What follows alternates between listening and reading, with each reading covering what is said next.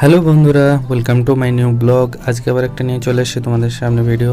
তো আজকে আমি সকাল সকাল উঠে পড়ে যখন আমাদের কলা গাছটা দেখছি মরে যাচ্ছে, তারপর দেখি বাবা শাক নিয়ে এসে বাজার থেকে, সেটা বাঁচতে বসে গেছে। আমিও তার হেল্প করে নিলাম।